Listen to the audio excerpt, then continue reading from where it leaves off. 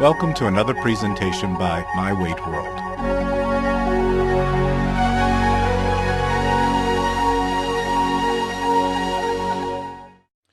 Overview of the Lapband surgical procedure. This presentation is designed to give you a brief overview on the topic of Lapband surgery. Candidates for weight loss surgery in general. Typical candidate: failed attempts at dieting, morbidly obese, weight, a BMI greater than 35 with 1 to 2 strong comorbidities, medical problems related to weight such as diabetes, high blood pressure, or severe back problems. A BMI greater than 40. Surgery versus medical therapy. Medical therapy for morbid obesity does not work for most people long-term. Long-term is your entire life. So despite good intentions with diet, exercise, and/or medications, medical therapy usually fails. For these people, surgery is an option. History of weight loss surgery. 1954. First weight loss operation. Intestinal bypass. No longer being performed. 1954 to present. Significant advancement in weight loss surgeries. A number of good operations to choose from. Different weight loss surgeries. Vertical banded gastroplasty, biliopancreatic diversion with duodenal switch, intragastric balloon, gastric bypass, or Lapband. Let's discuss the normal anatomy of the stomach and intestine. Food goes into your mouth and down the esophagus, which is your eating tube. The food then goes into your stomach, where it is grinded up into smaller particles. No calories are absorbed in the stomach. The small food particles then travel down to the small intestine, which is approximately 20 feet long, and here is where the food is converted into calories and absorbed. From there, the remainder of the particles travel down to the large intestine, where most of the liquids are absorbed, which causes a solid stool. No calorie absorption is performed here. The Lapband, compared to other operations, is actually a fairly simple operation to perform.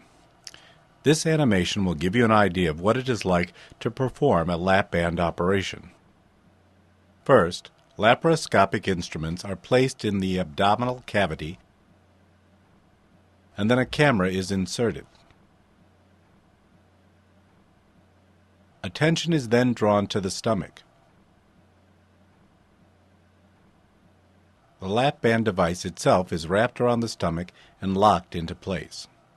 Then, a small port is placed just underneath the skin, typically on the left side of the abdominal cavity.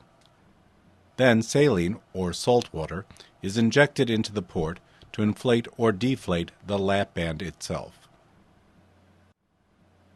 This animation will give you an idea of what it is like to inflate the Lapband.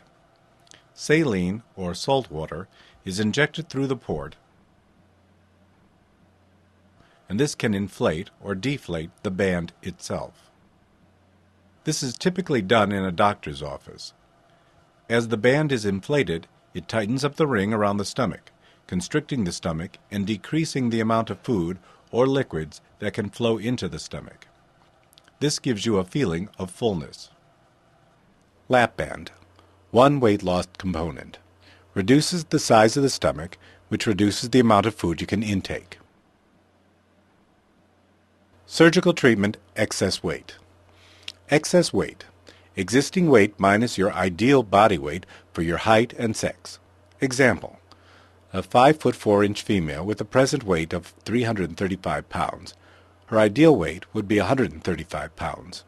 Excess weight would be 200 pounds. The predicted average weight loss after Lapband is 45 to 60%, which would be 90 to 120 pounds. Weight loss mortality rate.